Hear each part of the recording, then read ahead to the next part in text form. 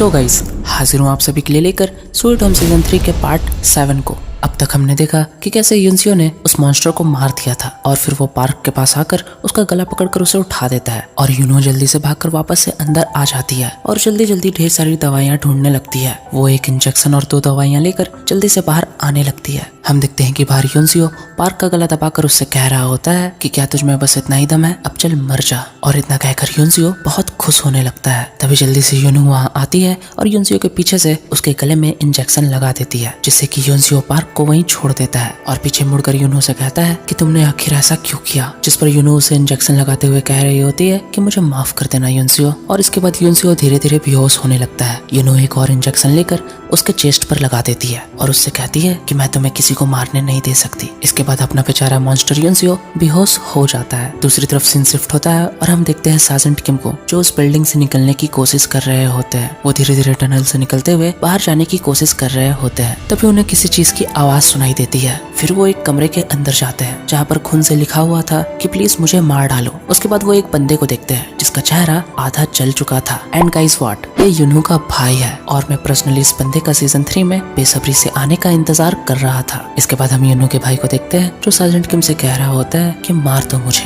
इसके बाद सार्जेंट किम उस बंदे पर तरस खाते हैं और उसे अपने साथ गाड़ी में बैठाकर स्टेडियम की तरफ जाने लगते हैं। दूसरी तरफ हम स्टेडियम का सीन देखते हैं जहाँ साजन थाक चीफ जी का हाथ खोल रहे होते हैं। चीफ जी उससे पूछ रही होती है कि आखिर अनाउंसमेंट कर कौन रहा था, कि क्या ये सब कुछ यहाँ पर तुम्हारी मर्जी से हो रहा है। सार्जेंट किम कहते हैं नहीं। फिर वो चीफ जी को बताते हैं कि स्टेडियम में 4 मॉन्स्टर घुस आए हैं और वो चारों के चारों स्पेशल इन्फेक्टीज है। इसके बाद चीफ जी बड़े हैरान तरीके से साजन थाक को देखने लगती है। साजन थाक उससे कहते हैं कि तुमने कहा था कि तुम और तुम्हारा परिवार 1 साल से यहाँ छुप कर रह रहे थे। जब तुम्हारे बेटे में सिम्टम्स दिखाई दिए थे, तुम्हें पता था कि तुम्हारा बेटा मॉन्स्टर बनने वाला है, तब भी तुमने इतने सारे लोगों को स्टेडियम में पनाह क्यों दी थी? तुम इतना बड़ा रिस्क कैसे ले सकती थी? इस पर चीफ जी साजन थाक से कहती है कि मैं क्या करती, मैं उन लोगों को ऐसे छोड़ नहीं सकती थी। बाहर मॉन्स्टर्स का खतरा था, अगर मैं यहाँ उन्हें पनाह नहीं देती तो आज वो सभी लोग मर चुके होते। इसके बाद साजन थाक उससे कहते हैं कि मुझे तुम्हारी एक बार और मदद चाहिए। इसके बाद साजन थाक चीफ जी से कहते हैं कि मुझे यहाँ से बाहर निकलने का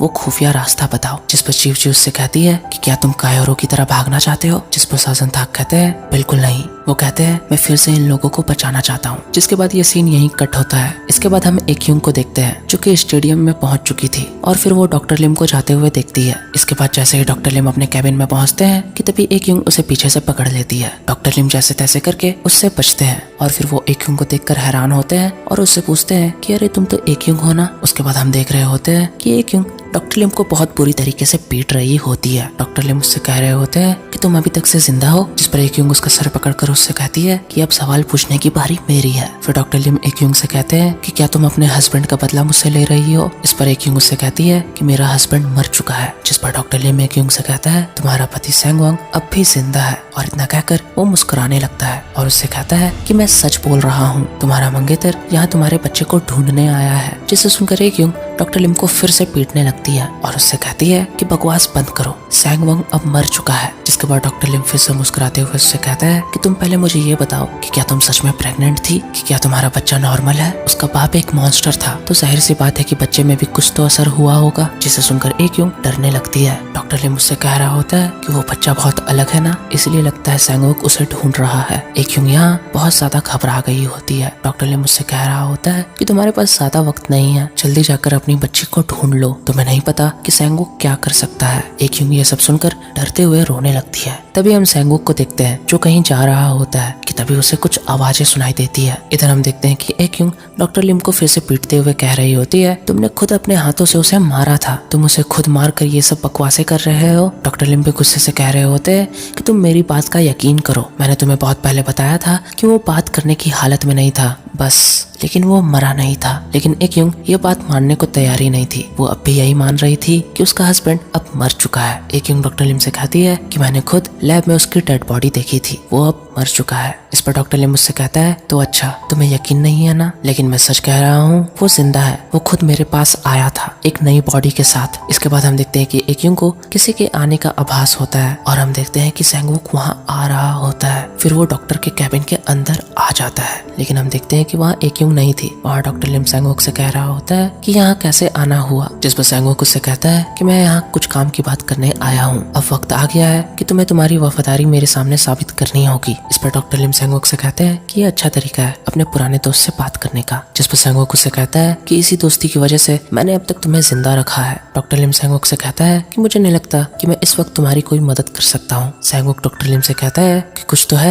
जो मुझे परेशान कर रहा है, जिस पर डॉक्टर लिम उससे पूछता है कि वो आखिर क्या चीज है। जिसके बाद सैंगवोक एक कमरे की तरफ बढ़ने लगता है और हम देखते हैं कि उसी कमरे के अंदर एक्युंग छुपी हुई है। इसके बाद डॉक्टर लिम उससे पूछता है कि क्या तुम्हें अपनी वाइफ के बारे में नहीं जानना है। डॉक्टर लिम ये जानबूझकर उससे कह रहे होते हैं ताकि एक्युंग को सैंगवोक की सच्चाई पता चले। इस पर सैंगवोक डॉक्टर लिम से कहता है कि मैं उससे मिल चुका हूँ, एक बार नहीं बल्कि कई बार। वो डॉक्टर लिम को बता रहा होता है कि मेरी याददाश्त चली गई थी, लेकिन धीरे धीरे जब मेरी याददाश्त वापस आई तो मुझे सबसे पहले याद आया ग्रीन होम के बारे में। और मैं ये बता दूं, ये वही ग्रीन होम है जहाँ सीजन 1 की पूरी कहानी स्टार्ट हुई थी। सैंगवोक डॉक्टर लिम को बता रहा होता है कि मैंने अपनी वाइफ को वहीं देखा था, कि मैं उस वक्त उसे पहचान नहीं पाया था और ये सीन हमने पहले भी देख रखा है और ये सीन सीजन 1 का है और ये सारी बातें एक्युंग भी बड़े ध्यान से सुन रही होती है। सैंगवोक डॉक्टर लिम को बता रहा होता है हालांकि उस वक्त मैंने उसे पहचाना नहीं था, लेकिन मुझे उस वक्त कुछ कनेक्शन जरूर फील हुआ था। इसके बाद सैंगवोक डॉक्टर लिम को बता रहा होता है कि अच्छा है कि मैंने ग्रीन होम में उसे जान से नहीं मारा था, नहीं तो आज मैं अपने बच्चे से कैसे मिल पाता। डॉक्टर लिम भी ये देख रहा होता है कि एक्युंग भी सैंगवोक की बातें बड़े ध्यान से सुन रही होती है। उसने ये सारी टॉपिक जानबूझ के छेड़ी थी ताकि सैंगवोक अपने मुंह से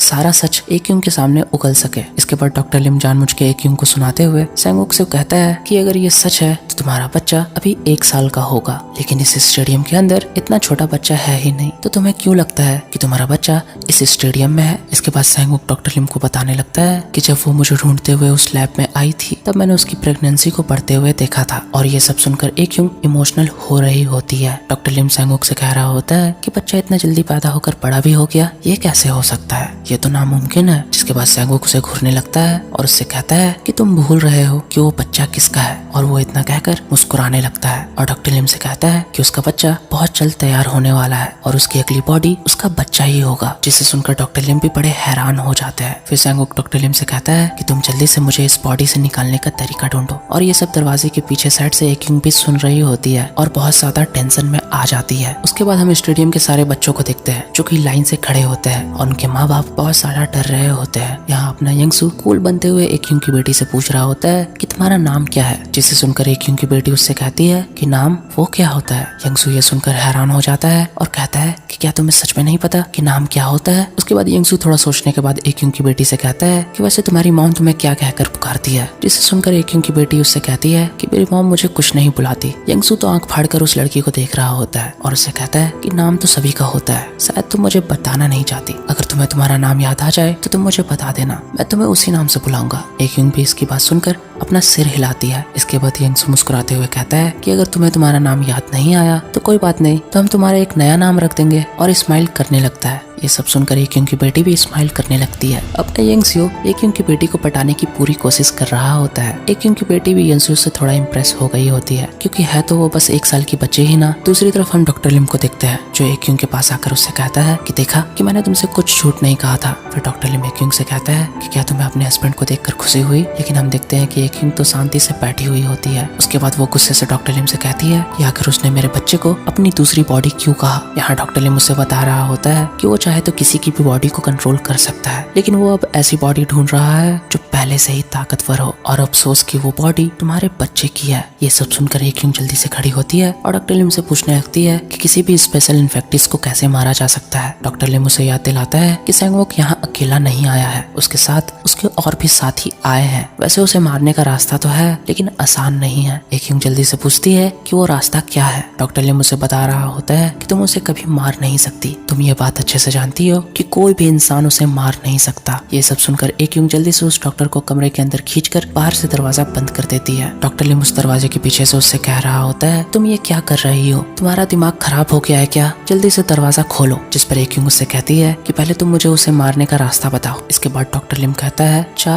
योनस्यो, वो शायद उसे मार सकता है। ये सुनकर एक्युंग उससे कहती है कि नहीं, कोई और रास्ता बताओ। इस पर डॉक्टर लिम उससे कहता है कि हाँ ठीक है, लेकिन उससे पहले दरवाजा तो खोलो। लेकिन एक्युंग उसकी बात नहीं मानती और वहाँ से जाने लगती है। डॉक्टर लिम पीछे से चिल्लाकर कह रहा होता है कि वो तुम्हारा मंगेतर है, कोई रास्ता हुआ भी तो तुम उसे नहीं मार पाओगी। जिसके बाद एक रुकती है और डॉक्टर लिम से कहती है कि मेरा पति सेंगवांग अब मर चुका है, और ये कहकर गुस्से से वो वहाँ से चली जाती है। और इसी सीन के साथ ये पार्ट यहाँ एंड होता है। सो गाइस, वीडियो अगर पसंद आई तो वीडियो को एक लाइक कर देना। चैनल पर पहली बार आए हो to do subscribe and hit the bell icon.